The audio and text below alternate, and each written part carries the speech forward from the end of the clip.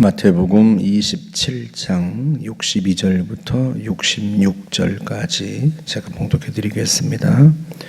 그 이튿날은 준비일 다음 날이라. 대제사장들과 바리새인들이 함께 빌라도에게 모여 이르되, 주여, 저 속이던 자가 살아있을 때에 말하되 내가 사흘 후에 다시 살아나리라 한 것을 우리가 기억하노니, 그러므로 명령하여 그 무덤을 사흘까지 굳게 지키게 하소서. 그의 제자들이 와서 시체를 도둑질하여 가고 백성에게 말하되 그가 죽은 자 가운데서 살아났다 하면 후에 속임이 전보다 더 클까 하나이다 하니, 빌라도가 이르되 너희에게 경비병이 있으니 가서 힘대로 굳게 지키라 하거늘, 그들이 경비병과 함께 가서 돌을 인봉하고 무덤을 굳게 지키니라. 아멘. 아리마대 요셉이 새 무덤에 예수님을 장사 지내고 난 후에 그 다음 날 대제사장들과 장로들이 빌라도에게 가서 요청합니다. 저 사람이 살았을 때 사흘 후에, 내가 죽은 후 사흘 후에 다시 살아날 거다라고 말했던 것을 우리가 알고 있습니다. 그러니 경비병들로, 군인들로 무덤을 지키게 해주십시오. 혹시 제자들이 예수의 시체를 훔쳐가고 나서 사람들에게 예수께서 부활하셨다 하고 거짓말을 할까 두려우니 경비병들로 하여금 지키게 해주십시오 하고 이야기를 합니다. 그래서 빌라도가 그렇게 하라고 해요. 무덤을 굳게 지킵니다. 여러분, 왜 이들이 예수님의 무덤을 지키게 했을까요? 여러분, 제자들이 예수님의 시체를 훔쳐가지 못할 거라고 하는 사실을 알아요. 왜냐하면 겟세마네 동산에서 예수님을 체포할 때 제자들은 겁을 먹고 다 달아났단 말이에요. 그런 겁쟁이들이 예수의 시체를 훔쳐가고 그리고 나서 예수께서 부활하셨다는 거짓말로 사람들에게 전파하고 다닐 리가 만무하단 말이죠. 그런데도 왜 그런 말을 하면서까지 그 제자들이 예수의 시체를 훔쳐갈까 두렵습니다 하면서 빌라도 총독에게 군병들로 하여금 예수의 무덤을 지키게 해달라고 요청했을까? 이들의 마음속에 있는 두려움을 그대로 드러내는 거예요. 어떤 두려움을 드러내요? 정말로 예수란 인물이 부활할지도 모른다는 두려움. 왜냐하면 우리가 어제 살펴보았습니다만 예수께서 십자가 위에서 죽으시는 그 광경들을 보고 백부장과 또 그와 함께 있던 자들이 두려워하면서 그는 실로 진정 하나님의 아들이었도다 하고 고백하거든요. 그 말을 백부장이 했던 그 상황, 그걸 대제사장들과 장로들도 예수님의 그 십자가 앞에 있으면서 모든 걸 다 지켜봤단 말이죠. 제60부터 90까지 온 땅에 어둠이 임한 일, 예수께서 숨을 거두실 때 지진이 나고 바위가 터지고 무덤이 열린 일, 그 모든 일들을 보았습니다. 무엇보다도 예수께서 십자가 위에서 하신 말씀을 그들이 너무나 똑똑히 들었어요. 주여 아버지, 저들의 죄를 사하여 주옵소서. 자기들이 하는 것을 알지 못합니다. 십자가 위에 달려서까지도 그 고통스러운 순간에도 사람들을 용서해 달라고 하는 기도를 하는 그 예수님의 모습을 보면서 그들은 적잖이 충격을 받았을 거예요. 그들도 알거든요. 예수께서 죄가 없다는 사실을 알아요.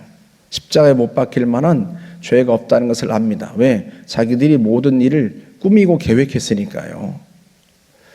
그런데도 억울하게 십자가 위에서 고통스럽게 죽어가는데도 불구하고 자기들을 향하여 용서해 달라고 기도하고 있는 그 예수를 보면서 이들이 얼마나 충격을 받았겠습니까? 그리고 이들의 마음속에 두려움이 있어요. 정말로 예수라는 인물이 저가 하나님의 아들인가 하는 두려움이 있습니다. 그래서 그 두려움 때문에 나오는 모든 행동들이에요. 그들이 스스로 말하면서 정말로 부활할 거라고는 생각을 못하겠지만 만에 하나 정말 혹시라도 뭐 그런 마음이 그들 속에 있어서 군인들로 하여금 예수의 무덤을 지키게 해달라고 빌라도에게 요청하는 거죠. 그런데 여러분, 오히려 그들의 요청이 예수님의 부활을 더욱 확증하게 하는 일이 됩니다. 무덤을 정말로 아무도 지키지 않았다면 이들도 몰랐을 거예요. 그런데 자기들의 경비병으로 하여금 예수님의 무덤을 지키게 했단 말이죠. 우리가 다음 주에 보겠지만 마태복음 28장으로 건너가면 천사가 와서 무덤 문을 굴리고 그 위에 앉아있는 모습을 경비병들이 목격하게 됩니다. 얼마나 두려웠는지 이들이 마치 죽은 자와 같이 되었다. 성경은 그렇게 보도합니다. 그리고 이들이요, 그걸 가서 대제사장과 장로들에게 이야기하거든요. 그리고는 대제사장과 장로들이 그 제자들이 와서 예수의 시체를 훔쳐갔다고 이야기해라 하고 돈을 줍니다. 그러니까 자기들이 예수님의 무덤을 지키게 했던 이것이 오히려 예수님이 정말로 부활하셨다고 하는 것을 증명하는, 확증하는 사건이 됩니다. 그래서요, 이들은 예수의 부활이 절대로 그럴 리가 없다고 하는 것을 증명하기 위해서 그런 일들을 모의했지만, 경비병들로 지키게 했지만, 그들의 모의가 오히려 예수님이 부활하셨다고 하는 것을 확증하는 증거가 될 뿐이었습니다. 잠언 19장 21절에서 말씀하기를 사람의 마음에 많은 계획이 있어도 오직 여호와의 뜻만이 서리라 하고 말씀을 합니다. 많은 것들을 사람이 계획하지만 그게 다 이루어지는 게 아니고 무엇만 이루어져요? 여호와의 뜻만, 하나님의 뜻만 온전히 이루어집니다. 그들이 자기들의 생각으로 무덤을 지켰지만 그들의 생각대로 된 게 아니고요, 오히려 하나님의 뜻대로 됩니다. 하나님의 뜻대로 예수께서 무덤에서 부활하셨다고 하는 사실을 확증하는 증거만 하나 더 해줄 뿐이었단 말이죠. 하나님은 하나님의 일들을 이루십니다. 예수님은 부활하셨고 반대자들조차도, 적대자들조차도 예수님의 부활을 깨닫지 않을 수가 없었던 거죠. 더 안타까운 것은 그걸 알면서도 회개하지 않고 끝까지 예수님을 적대했다는 사실이 안타까운 거죠. 종교 지도자들이고 평생 하나님을 섬겨왔다는 이들인데요, 자기들의 고용한 경비병들이 예수님의 무덤을 지키다가 천사가 내려와서 무덤 문을 굴리고 무덤이 비게 되는 상황을 다 그들을 통해서 전해 들었음에도 불구하고, 하나님이 하시는 일을 보면서도 불구하고 그들이 회개하지 않는단 말이죠. 그게 안타까운 거죠. 우리는요, 이들같이 되면 안 됩니다. 그러지 않겠습니까? 우리가 부지부실간에 하나님의 뜻을 거스를 수는 있어요. 하지만 내가 지금 하나님의 뜻을 거슬렀구나 하고 깨닫게 되었을 때, 하나님 우리를 깨우쳐 주셨을 때 그 앞에 엎드려 회개할 줄 아는 그런 사람이어야죠. 죄를 알면서도 회개하지 않는다면 어떻게 구원을 받겠습니까? 하나님 우리에게 회개할 수 있는 은혜를 주시잖아요. 회개도 은혜입니다. 그러지 않겠습니까? 돌이키고 뉘우칠 줄 아는 것, 그게 은혜입니다. 다윗의 인생이 그걸 잘 보여주죠. 시편 51편에 보면 다윗이 밧세바와 동침한 후에 선지자 나단이 와서 그의 죄를 고발하고 책망할 때 그가 하나님 앞에 회개했던 내용들이 기록되어 있습니다. 그때 다윗이 침상을 눈물로 적시면서 하나님 앞에 철저하게 회개합니다.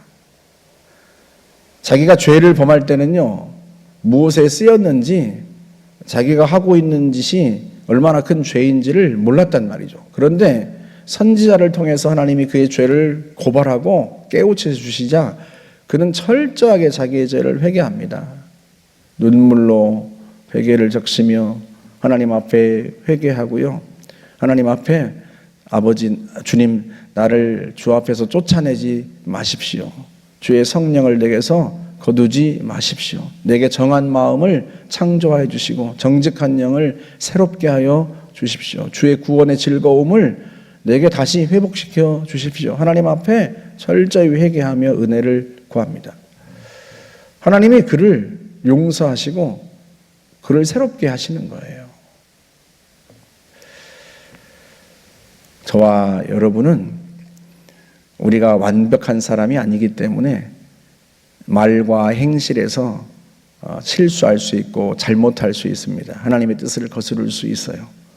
그때 하나님이 우리를 깨우쳐 주시면 하나님 앞에 철저히 회개하고 우리의 잘못을 뉘우치고 주의 은혜를 구할 줄 알아야 하는 거죠. 대제사장과 장로들은요, 그 회개의 기회를 놓칩니다. 그리고 그 악한 길에서 계속 벗어나지 않고 그 길로 고집하며 갑니다.